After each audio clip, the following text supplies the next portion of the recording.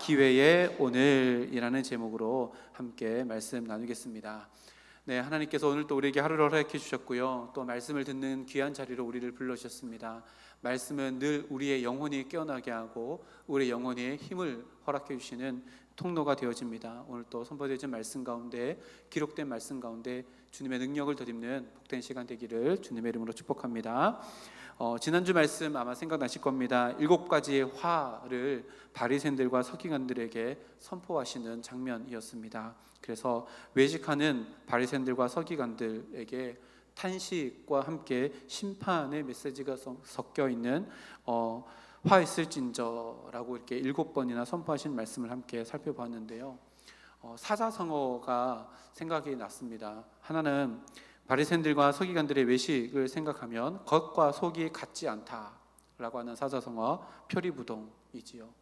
그런데 이런 것들을 지적하신 예수님의 모습을 보면 우리가 예수님의 가르친 말씀을 따라서 이렇게 살아가지 않을까. 표리일체, 겉과 속이 한 몸이다. 우리의 속에 있는 것이 겉으로 드러나고 겉모습이 우리의 다 속과 동일하다. 이런 모습으로 살아가기를 원하시는 예수님의 마음이 지난주 본문 가운데 있었습니다.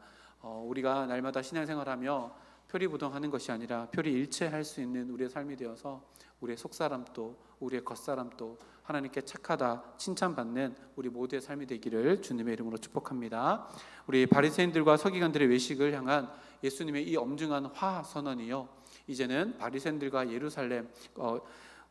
서기관들이 아니라 그들이 살고 있는 대표되어지는 예루살렘 도시를 향하여서 오늘 말씀 가운데 선포되어집니다.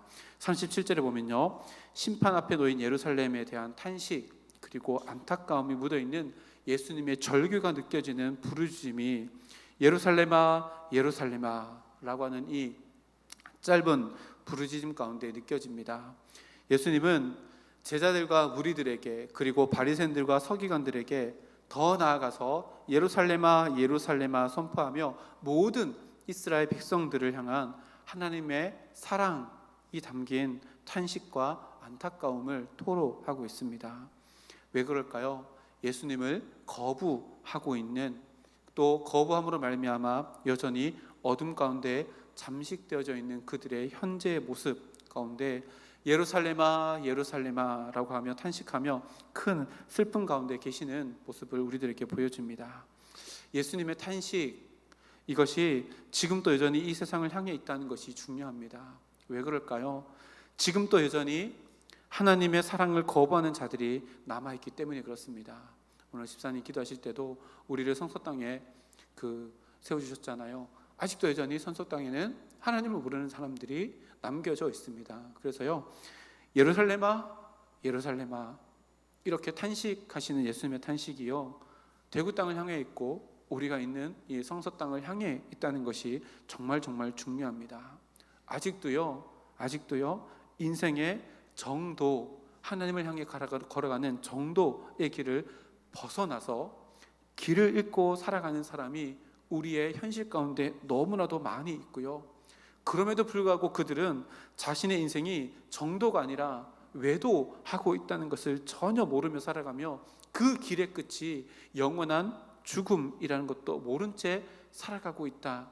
그런 사람들이 여전히 지금 우리가 살아가는 시대에 많기 때문에 예루살렘아 예루살렘아 이 선포하시는 예수님의 탄식은요, 지금 또 대구 땅아 대구 땅아 성서 땅아 성서 땅아 외치고 있는 예수님의 모습이 우리들 마음 가운데 그려져야 합니다. 이것이 우리에게 전해지는 메시지가 무엇일까요? 예루살렘아 예루살렘아 이 부르짖는 예수님의 이 탄식하심이요, 우리들에게도 들려져야 합니다. 그래야지만 우리의 삶 가운데요, 나를 이 땅 가운데 남겨놓으신 그 사명을 넉넉히 감당할 수 있게 되기 때문에 그렇습니다.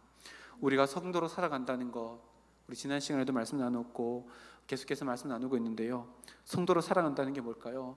내 안에 계시는 예수님이 나를 통해서 살아가시도록 내 삶을 내어드리는 것이 성도로 살아가는 것입니다. 예수 믿어서요, 이 땅 가운데서 부자 되고 잘 먹고 잘 사는 게 성도로 살아가는 게 아닙니다. 성도로 살아가는 것은요, 내 안에 계신 예수님이 나를 통해서 살아가시도록 나를 내어드리는 겁니다. 내 심장이 뛰는 이유가요, 내가 호흡하며 호흡 속에 담겨지는 그 모든 것들이 다 예수님이 되도록 내어드리는 것, 이것이 진짜 신앙생활입니다. 예수님이 부활하셨습니다. 승천하셨어요. 그리고 오순절 성령 강림 사건을 통해서 성령 하나님이 제자들의 마음 가운데 들어오셨습니다. 그 제자들이요, 성령 하나님이 마음 가운데 들어오고 난 이후에 어떻게 살았을까요? 예수님이 예루살렘아 예루살렘아 탄식했던 그 탄식을 자기의 마음 가운데서 울려 퍼진다는 것을 알고 예수님의 그 탄식을 제자들은 자신의 호흡 속에 담으며 살아갔습니다. 그래서요, 오순절 성령 강림 사건이 있은 후에 방언이 터지고 외국말로 복음을 증거하기 시작했고, 사도 바울은 일어나서 너희가 죽인 예수가 바로 그리스도다 라고 선포하기에 이르렀습니다. 왜 그런 삶을 살았을까요? 베드로 마음속에 있었던 예수님의 탄식이 베드로의 호흡을 통해서 전파되고 선포되었기 때문에 그렇습니다. 그러다가요, 예루살렘 교회에 박해가 일어나고 스데반이 순교하게 되어집니다. 그리고 나서 예루살렘 교회에 있었던 성도들이 예루살렘에 더 이상 머물지 못하고 흩어지게 되었습니다. 이 흩어지고 난 사람들이 어떻게 살아갔을까요? 사도행전 8장 4절 말씀에 이렇게 기록합니다. 그 흩어진 사람들이 두루 다니며 복음의 말씀을 전할세. 예루살렘에 터를 잡고 살았습니다. 집도 지었습니다. 인테리어도 다 하고요, 애들 학교도 보내고 열심히 살아가고 있는데 스데반의 순교를 통해서 기독교인들을 박해하기 시작해서 지금까지 일어났던 모든 삶의 터전을 다 버리고 떠나가는 입장에 있는 이 성도들이요, 이주하면서 새로운 정착지를 두루 다니며 살펴보면서 하는 일이 뭐였어요? 복음을 전할세. 왜 그랬을까요? 이주하기 위해서요, 여기도 가보고 저기도 가봤습니다. 근데 거기 갔더니 그 흩어진 성도님들의 마음 가운데 어떤 마음이 생겼을까요? 예루살렘을 향해서 예루살렘아 예루살렘아 탄식했던 예수님의 그 탄식하심이 흩어져 있던 성도들의 마음속에서 일어나서 그곳을 향한 하나님의 탄식하심을 듣게 되었고, 그로 말미암아 그들의 호흡에 복음을 담아서 말씀을 전할 수밖에 없었다라고 성경이 기록합니다. 이것이요, 예루살렘아 예루살렘아, 오늘 성경에 기록된 이 말씀을요, 진정으로 나에게 주시는 말씀으로 받을 수 있는 이 말씀입니다. 그래서 전도가 뭘까요? 바로 전도는 예수님의 마음을 깨닫는 것에서부터 시작합니다. 예수님이 예루살렘을 향해서 예루살렘아 예루살렘아 탄식하는 그 마음을 깨닫는 것이요, 전도의 시작입니다. 전도의 방법의 문제가 아닙니다. 시대적인 흐름, 시대적인 분위기가 이렇다, 그래서 전도는 지금 요즘의 때가 아니다 라고 말할 것이 아닙니다. 보십시오, 예수님을 마음에 품고 살아가는 자들은요, 그 도시를 향한 탄식하시는 예수님의 마음을 깨닫고 자기 마음 가운데 있는 복음을 전하지 않으면 안 된다고 성경에 기록하고 있고, 예수님을 따라 살아갔던 많은 사람들이 그런 예수님의 탄식을 마음에 품고 자신의 호흡 가운데 복음을 실으며 살아갔다라고 성경이 기록하고 있습니다. 우리를 향한 하나님의 음성이 이 시간 들려지기를 소망합니다. 우리 마음 가운데도요, 예수님의 그 탄식이 있어야 됩니다. 그래서요, 우리 가족들에게, 우리 이웃들에게, 또 우리 친지들 중에 여전히 하나님의 사랑이 필요하지만, 정도를 걸어가기를 원하신 하나님의 마음이 그들 가운데 있지만 여전히 어둠 가운데를 가는 외도 인생을 살아가는 그들에게 우리가 예수 그리스도의 마음을 품는다면, 예루살렘아 예루살렘아 탄식했던 그 예수님의 탄식이 내 마음 가운데 울려 퍼져서 복음을 전하지 않으면 안 되는 우리들의 삶으로 변화되어져서 우리 모두가 다, 전도는요 은사가 아닙니다. 전도는요 모두에게 주어진 사명입니다. 사명은요 둘 중에 하나입니다. 외면하고 무시하든지 감당하든지, 둘 중에 하나입니다. 이 둘 중에 하나, 하나님의 마음을 깨닫는다면, 예루살렘아 예루살렘아 탄식하시는 예수님의 마음을 깨닫는다면 그 사명을 감당하지 않으면 안 되는 마음으로 우리에게 채워주실 겁니다. 그래서 우리 성도님께 모든 군속들의 우리 삶이요 전도자의 삶이 되어지고, 모든 우리가 일상의 자리가 우리 대문 열고 나갈 때, 교회 대문 열고 나갈 때 우리가 가는 그곳이요 하나님께서 우리에게 주시는 선교지라는 것을 늘 기억하며 사명자로 살아가는 우리 모두가 되기를 주님의 이름으로 축복합니다. 이렇게 예수님께서 탄식하신 이후에요, 탄식하시는 이유를 설명하십니다. 37절 그 다음 구절 보면요, 예루살렘아 예루살렘아 탄식하신 이후에 선지자들을 죽이고 내게 파송한 자들을 돌로 치는 자여 라고 이렇게 37절 말씀에 기록합니다. 예루살렘으로 상징되어지는 이 이스라엘 종교 지도자들, 그들은요 예수님 말씀을 그대로 전했던 선지자들을 죽이고 또 하나님으로부터 보냄받은 예언자들을 돌로 치며 하나님을 거부한 배교의 죄를 짓고 있다라고 예수님께서 콕 찍어 말씀하십니다. 하나님께 등을 돌린 죄, 하나님의 초청을 거부한 죄, 이것이요 예루살렘에 가득 차 있습니다. 그래서 예수님은 탄식할 수밖에 없었고 그 탄식을 하는 이유를 그들에게도 가르쳐주고 있습니다.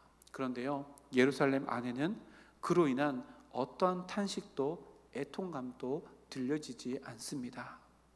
그래서 예수님이 더 탄식하신 거지요. 오히려 예루살렘 안에는 종교 지도자들의 교만한 웃음소리 그리고 거만한 거들먹거림만 있을 뿐이었습니다. 그래서 그 예루살렘에 예수님의 탄식이 섞인 예루살렘아 예루살렘아 이 사랑의 메아리가 울려 퍼져야지만 했던 것입니다. 그래서요 예수님은 그것을요 또 37절 그 하반절에 짧은 비유로 예수님의 위대한 사랑을 설명하시는데요, 37절 그 다음 구절에 보면 암탉이 그 새끼를 날개 아래에 모음같이 내가 내 자녀를 모으려 한 일이 몇 번이더냐. 여기서 암탉이라고 나온 것을 원어를 찾아보면 새라고 이렇게 나옵니다. 여기서는 닭이라고 우리가 번역되어 있는데 새입니다. 다시 말하면 예수님은요 어미새가 독수리와 같은 맹금류가 막 공격해 올 때, 둥지를 공격해 오면 어미새가 아기를 날개를 펼쳐서 보호하는 것처럼 하나님께서 너희 백성을 그렇게 보호하고 계신다 라고 이렇게 말씀합니다. 근데요 더 자세히 보면 중간에 뭐라고 나오냐면 내가 내 자녀를 모으려 한다, 내가 라고 나옵니다. 여기서 내가는 누구죠? 말씀하고 계시는 예수님입니다. 성부 하나님이 아니라요 지금 말씀하고 계시는 성자 예수님이 그렇게 하셨다라고 이야기합니다. 여기서 예수님께서 신적인 모습을 그대로 드러내시지요. 예수님은요 지금 성육신 하셔서 이 땅 가운데 오셨지만 성육신 하긴 이전에 구약시대 때부터, 아니 천지창조 그때부터 예수님의 보호하심이 너희 백성 가운데 있었고 과거에도 지금도 미래에도 영원토록 하나님의 보호하심이 예수님을 통해서 일어나고 있다는 것을 이렇게 지적하고 보고 계십니다. 이 예수님의 보호하심은요 지금도 마찬가지입니다. 여전히 예수님의 보호하심은 날개 그늘 아래 우리를 모으시려고 애쓰시는 그 사랑은요 우리에게도 여전합니다. 이것이 우리가 받고 있는 은혜의 실체, 사랑의 실체입니다. 우리가 어디에 있어요? 하나님의 보호하시는 날개 그늘 아래 있습니다. 예수님의 보호하시는 날개 그늘 아래 있는 것이 우리의 현실입니다. 이것은요 예수님께서 약속하신 것처럼 끊임없이 변함없이 우리에게 주어지는 사랑이라고 말씀합니다. 그런데요 이것을 37절 하반절에 보니까 뭐라고 나오냐면 그러나 너희가 원하지 않았다라고 기록합니다. 예루살렘은요 하나님의 택하신 백성이기 때문에 늘 하나님의 날개 아래에 보호하심이 약속되어져 있는 민족이었습니다. 그런데요 너희가 원하지 않았다, 그것을 받는 자들의 입장에서 그 날개 밖의 삶을 선택했다라고 성경이 기록합니다. 그래서요 예루살렘아 예루살렘아 이렇게 상징적으로 이야기된 것을 콕 찍어서 이제 너희가 원하지 않았다라고 하며 이스라엘 백성들 한 사람 한 사람이 다 하나님의 사랑을 거부한 것에 대한 대가를 치러야 한다라고 하는 당위성을 이야기합니다. 그래서 38절 말씀에 나옵니다. 그 거부함의 대가가 뭐냐면 38절 말씀에 보라 너희 집이 황폐하여 버려진 바 되리라. 성경에 보라라고 하는 게 behold라고 영어로 나오는데요, 구약 성경에도 보면 보라라고 하는 단어가 나옵니다. 히브리어로는 웨힌네라고 하는 단어인데요. 이것은 뭐냐면 하나님께서 일하실 것을 바라라고 이렇게 집중하는, 극단적으로 딱 집중하기 위해서 쓰는 하나의 표현인데요. 그러면서 말씀하시는 게 뭐냐면 너희 집이, 여기서 너희 집이 누구예요? 하나님의 보호하심을 거부한 너희의 집이 황폐하여서 버려지게 될 것이다 라고 예언적인 선언을 하십니다. 그리고 실제로요, 예수님께서 승천하시고 난 이후에 AD 70년에 예루살렘은 완전히 멸망하게 되어집니다. 예수님의 이 심판의 메시지가 우리에게 그러면 어떤 의미를 가져다 줄까요? 예루살렘 망했습니다. 먼 나라 이야기처럼 들릴 수 있습니다. 그런데 이것이 우리들에게 어떤 의미일까요? 잘 생각해 봅시오. 조금 어려운 말일 수도 있는데요, 이렇게 표현해 볼게요. 예수님의 보호하심에 대한 인간의 선택은요, 언제나 유보되어져 있지만 확실한 두 가지 결말이 이르게 된다는 것을 이야기합니다. 예수님의 보호하심은요, 우리에게도 마찬가지지만 교회 밖에 있는 자들에게도 하나님의 은혜는 여전히 일반적인 은혜로 채워져 가고 있습니다. 햇빛은 예수 믿는 사람들이나 믿지 않는 사람들이나 모두에게 주어지는 하나님의 은혜인 것처럼 말입니다. 그래서요, 이것을요, 거부하거나 거부하지 않는 사람, 하나님 안에 들어오는 사람이나 유보되어져 있는 결말이 있습니다. 두 가지지요. 하나님의 은혜를 보호하심 안에 들어가기로 결단하는 자들, 그렇지 않는 자들에게는 두 가지 결론이 있는데, 그 한 가지는요, 예수님의 보호하심 안으로 들어가는 자들에게는 황폐해서 버림받는 영원한 멸망에서 건진바 되어서, 건진다가 이게 구원이잖아요. 건진바 되어서 또다시 영원한 하나님의 보호하심으로 들어가게 되어지는 인생의 결말이 유보되어져 있습니다. 미루어져 있습니다. 그런데 또 다른 결말이 있지요. 예수님의 보호하심을 거부한 자들에게는 그것과 완전히 반대되는 것으로, 지금은 전혀 유보되어서 잘 모르겠지만 그들의 결국은 황폐하여져서 버림받아지는 결론으로 끝맺음된다라는 것을 이 예수님 말씀을 통해서 우리는 알게 되어집니다. 그래서요, 우리의 오늘은 언제나 유보되어져 있는 결론이 있다는 것을 잊지 말아야 합니다. 우리에게는 뭐가 있다고요? 지연되어져 있고 유보되어져 있는 결론이 있습니다. 근데 우리의 결론은 뭐예요? 성경 말씀 세 곳을 찾아볼 텐데요, 히브리서 12장 28절 말씀에 이렇게 이야기합니다. 그러므로 우리가 흔들리지 않는 나라를 받았은즉 은혜를 받자 이로 말미암아 경건함과 두려움으로 하나님을 기쁘시게 섬길지니. 우리에게는요, 어떤 것이 유보되어져 있어요? 흔들리지 않는 나라가 결국에는 우리에게 찾아오게 된다라고 성경에 기록합니다. 빌립보서 3장 20절 말씀에는요, 이렇게 기록합니다. 그러나 우리의 시민권은 하늘에 있는지라 거기로부터 구원하는 자 곧 주 예수 그리스도를 기다리노니. 우리의 시민권이 어디 있대요? 하늘에 있대요. 그 김성수 목사님 주일날 오후에 설교하실 때 짧은 이야기 하셨는데, 천국이 좋아요, 여기가 좋아요 질문하셨잖아요. 왜 대답을 잘 못하셨어요? 천국이 좋아요, 여기가 좋아요? 천국이 좋죠. 그래서 김성수 목사님 뭐라고 말씀하셨어요? 갔다가 돌아온 사람이 없대요. 천국 갔다가 돌아온 사람이 없대요. 이거 보세요. 우리의 시민권이요, 하늘에 있대요. 우리에게는 대한민국 여권 말고요, 또 하나 여권이 있는데, 이 여권은요, 딱 한 번 씁니다. 천국 들어갈 때 천국 시민권 딱 보여주고 끝입니다. 다시 여기 올 수 없습니다. 근데 그 여권이 우리에게 있대요. 이것이 뭐가 됐다고요? 유보되어져 있어요. 지금은 아니지만 확실하게 미루어져 있단 말입니다. 세 번째는 뭐냐면요, 누가복음 17장 21절 말씀인데, 또 여기 있다 저기 있다고도 못하리니 하나님의 나라는 너희 안에 있느니라. 이미 우리 안에 있는 하나님의 나라가 유보되어져서 우리는 그곳에 반드시 가게 될 것이라고 성경이 기록합니다. 그래서 우리는 어떻게 살아가야 돼요? 우리는 천국을 이미 소유한 자로 이 땅 가운데서 살아가야 합니다. 왜요? 유보된 그 하나님의 나라는 우리들에게 반드시 찾아오기 때문에 그렇습니다. 하나님이 못하시는 것이 있지요. 그게 뭐예요? 약속을 어기시는 겁니다.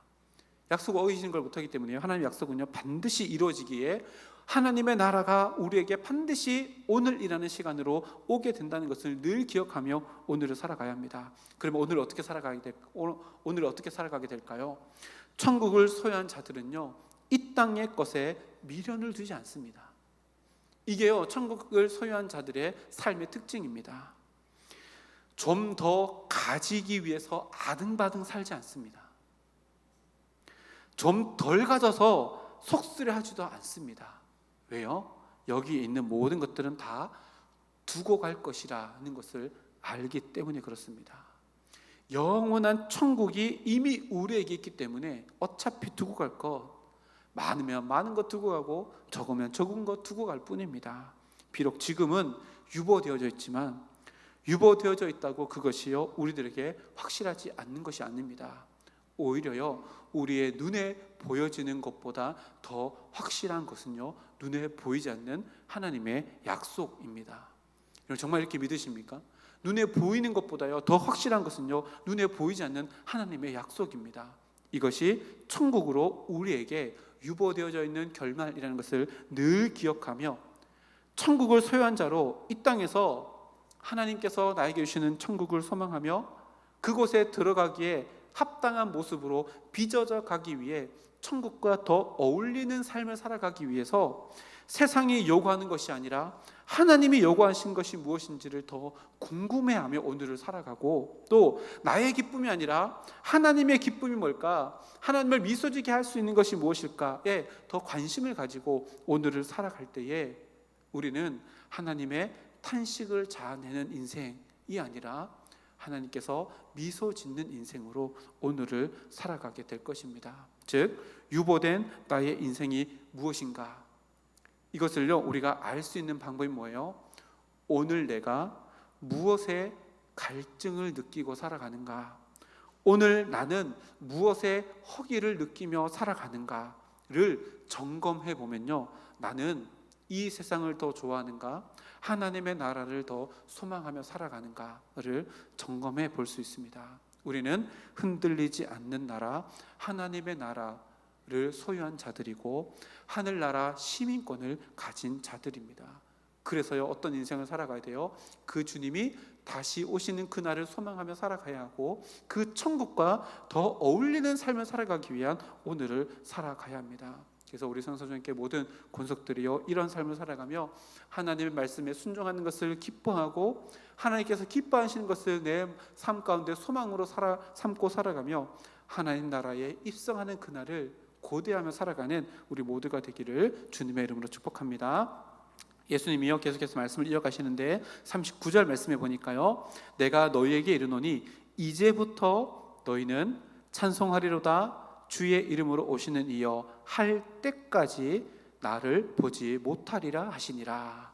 여기 보니까 시간을 나타내는 두 개의 표현이 있습니다. 하나는 이제부터이고요, 하나는 뭐뭐 할 때까지입니다. 보이십니까? 세 번째 줄에, 두 번째 줄에 이제부터, 그리고 세 번째 줄 마지막에 뭐뭐 할 때까지, 시간을 나타내는 두 가지 표현이 있는데, 이제부터는 언제의 시점을 이야기할까요? 여기서 말하는 이제부터의 시점은요, 예수님께서 죽으시고 부활하시고 승천하실 그때를 이야기합니다.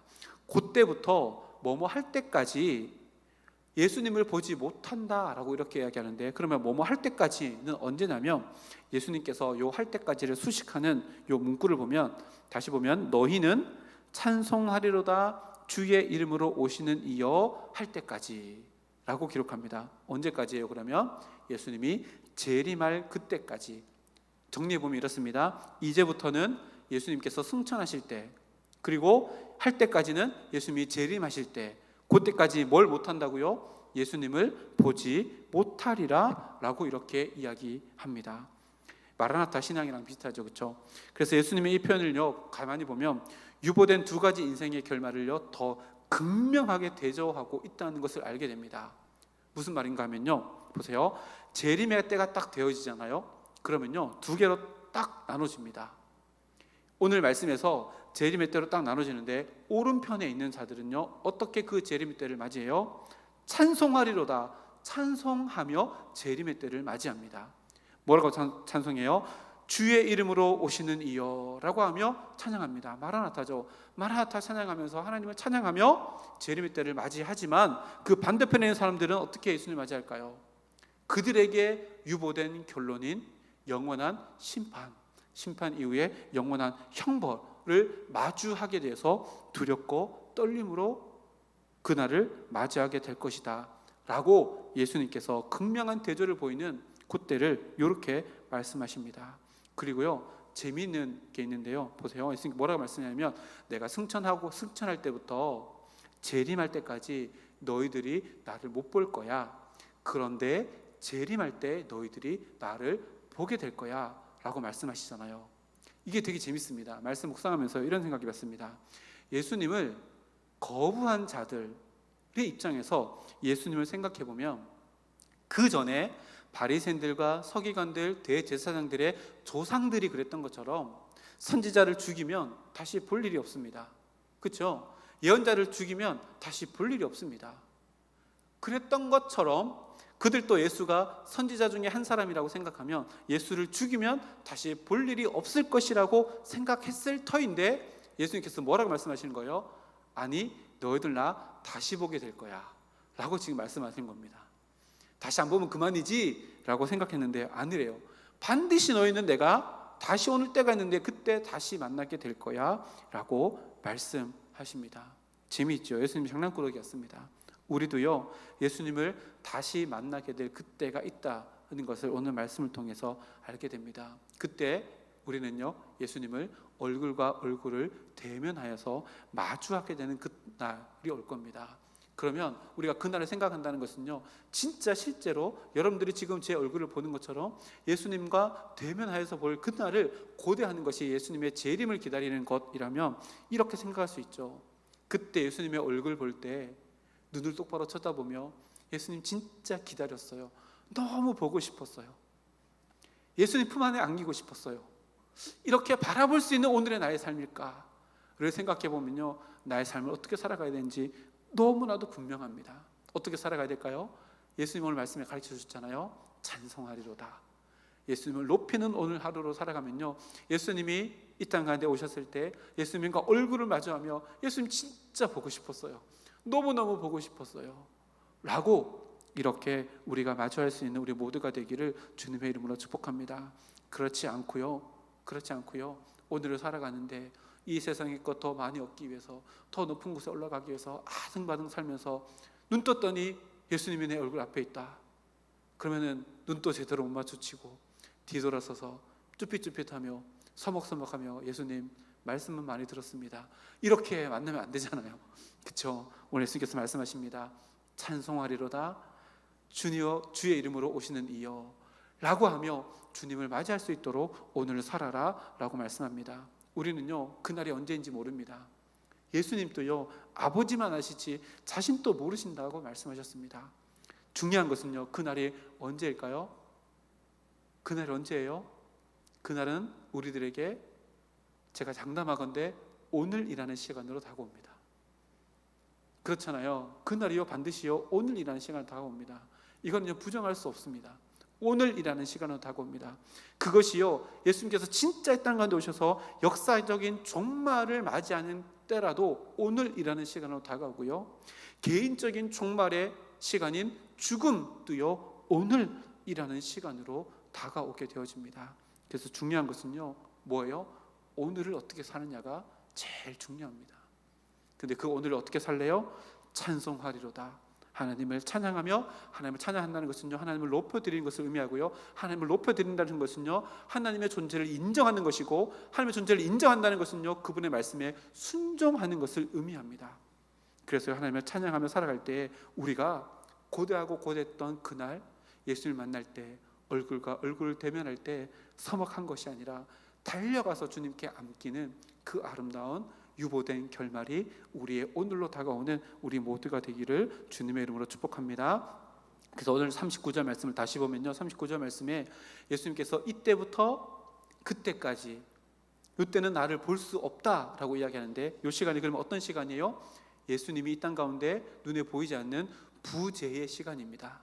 물론 존재하시죠. 근데 이 땅에 안 계시는 부재의 시간입니다. 그래서 우리가 살아가는 지금은요, 예수님이 안 계신, 이 땅 가운데 계시지 않는 시간이지만 예수님이 여전히 우리 가운데 존재하시는 시간이지요. 그래서 우리는요, 늘 그 긴장감 가운데 살아갑니다.